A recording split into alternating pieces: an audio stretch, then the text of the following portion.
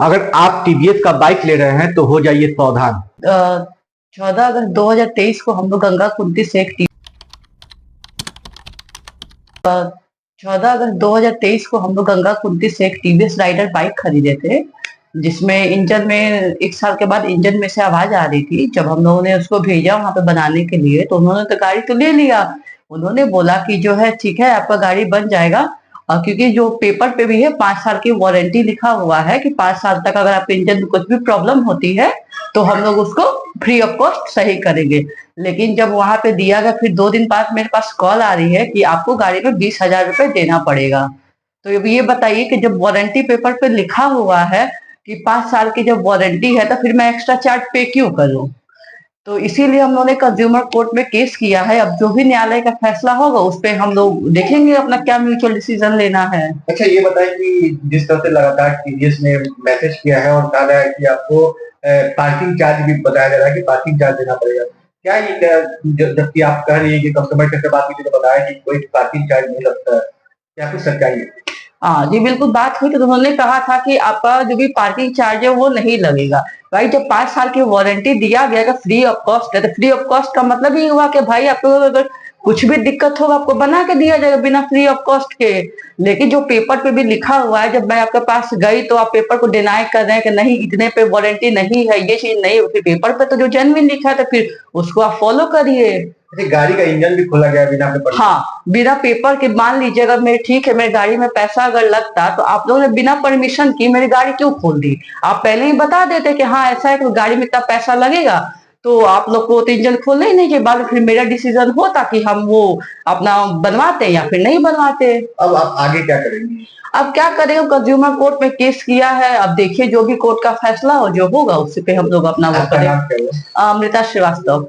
आप टीवीएस का बाइक ले रहे हैं तो हो जाइए सावधान, क्योंकि जब मैं एक पत्रकार हूं और मेरे साथ ही जब घटना घटे तो आम जनता के साथ क्या होती होगी इसकी अंदाजा शायद ही कोई लगा सकता है।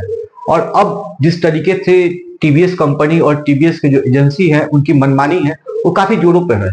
और लगातार जिस तरीके से अभी मेरी वाइफ ने बताया कि हाँ मैंने 14 अगस्त 2023 को बाइक लिया था, टीवीएस की राइडर बाइक थी, और 3 सर्विस जो होता है वो तीनों सर्विसिंग मैंने एजेंसी से करवाया था। बाकी भी जो अभी सर्विस होती है वो टाइम टू टाइम ही सर्विस होते रहा।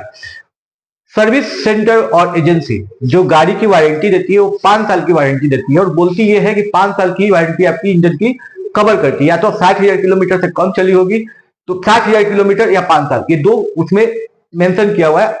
आप जब ऑनर बुक देखेंगे या ऑनलाइन सर्च भी करेंगे तो आपको यही चीज मिलेगा। लेकिन कंपनी जो है उस कंपनी सिर्फ और सिर्फ पैसे की उगाही करता है कस्टमर के साथ, और ग्राहक को सिर्फ पैसे के बिना ग्राहक की कोई काम नहीं हो सकती है।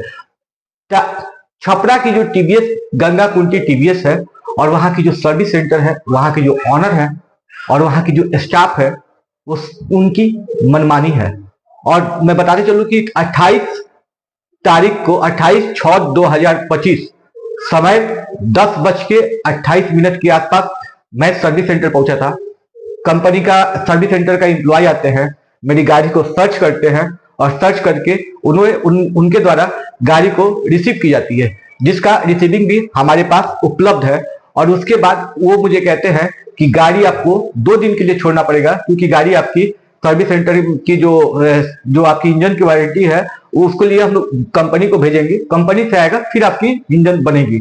लेकिन 2 दिन के बाद मुझे कॉल आती है और ये बोला जाता है, वहां के जो सर्विस सेंटर के जो रोहित जी हैं उनके द्वारा मुझे कॉल आती है और बोला जाता है कि आपको सिर्फ 20,000 रुपया पेमेंट करना पड़ेगा, क्योंकि आपकी जो गाड़ी की सर्विस है वो नहीं हो पाएगी क्योंकि आपकी वारंटी फेल हो गई है।